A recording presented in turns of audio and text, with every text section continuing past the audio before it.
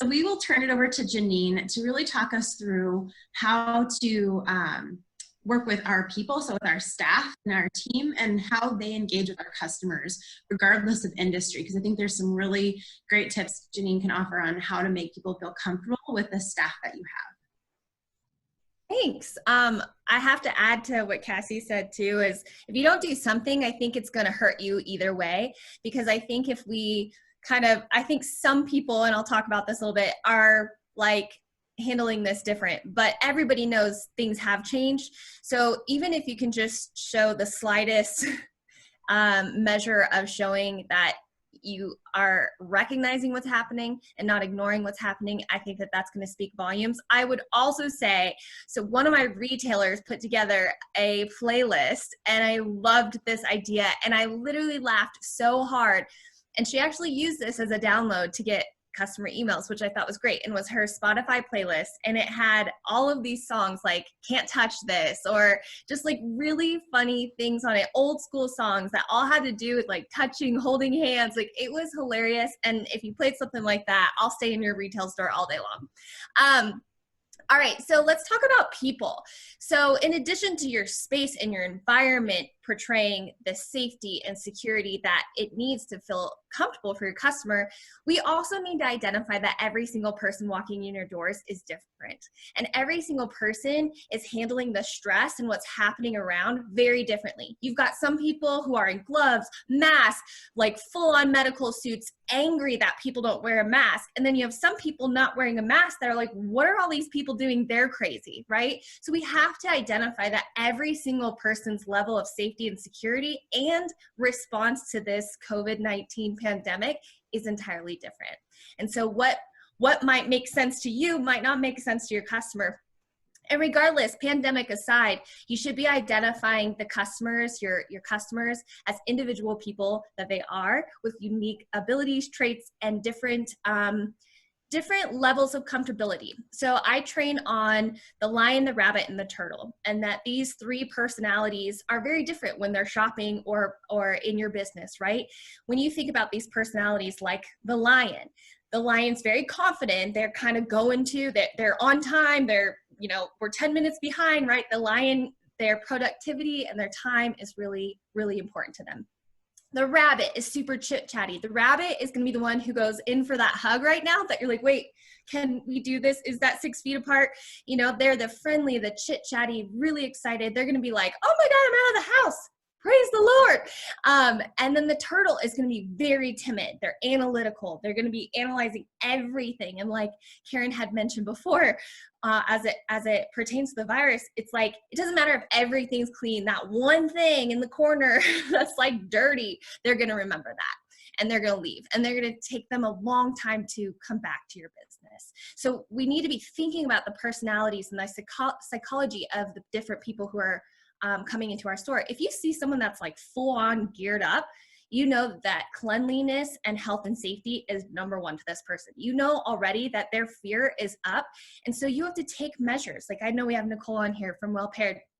You have to take measures that are way more, like, with that individual, way more touchless. Please don't touch my stuff. Don't touch my card, right? Like, they are not into it. Now, you're going to have other people that come into your restaurant and they're like, oh, it's so good to see you, blah, blah, blah. And you're going to see their level of comfortability with you, with your staff. Maybe they do give you a hug because they forget that this social distancing, right? Like, we get in these habits. And so it's really important to identify that and respond appropriately. I think that's going to be one of the biggest things that's going to lead to the success of repeat clients, which we all desperately need right now as businesses are struggling. And we want to make sure that customers come back. We want to make sure that they don't have to just hide in their car all the time, right? Because this will pass. Maybe there will be a new normal. We don't know yet, but this will pass. Things will get back to normal eventually.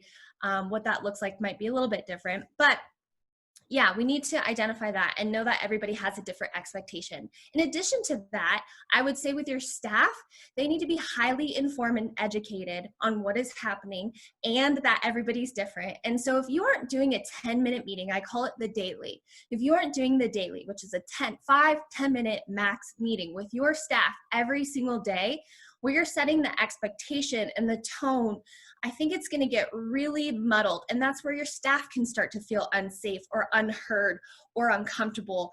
And I think we're already seeing some of that dichotomy in the conversations of liabilities if people get sick. And, there's just so much fear going on there.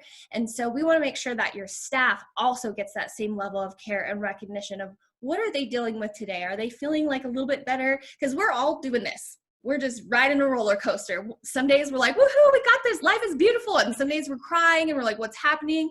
We're going to lose everything, right? Like, it's just roller coaster of emotions. Your staff is going to be feeling that same exact thing. So even though you're like the leader of your business and maybe you're like really motivating them, you need to give them a chance and a time to speak up. What's going on with you today? How are you guys feeling? What did you notice about the day? Have a beginning meeting and an ending meeting of your day. What did you notice about the day today? I noticed that because we adapted to the customers, it made it a lot more enjoyable to work versus having these tight, red tape rope experiences that we kind of assumed this would be like. I realized we could actually adapt and have fun at work still. And so in the same way that you need to adapt with your customers, we have to adapt with our staff. We have to train them. We have to communicate with them because they too are going through these levels of what's safe, what's not safe. My sister actually, she has a daycare and she's very nervous. She's got children of nurses who are in her business. She needs to be open for them so that they can take care of people. Well, it takes one case, right? And everything gets shut down. And so she's sort of mitigating those risks too and feeling out where the staff and the teachers are at and what they're comfortable with, and they've had to lower their capacity. These are the things that we're having to do. And we're in phase 1. We don't know when we'll get to phase 2, right?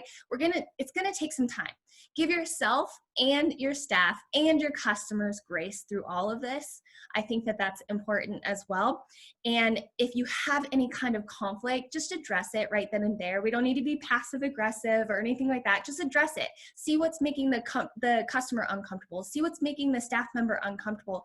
Address it and do your best. Like, that's all we can ask from our businesses right now is to do your best and to continue to fight for your store and your dream, because your business truly impacts this community. Our entire economies are shut down because of local businesses not being able to open. That shows you the power of the local business. So I'm a shop small advocate. That's the title I wear. So I hope that was helpful.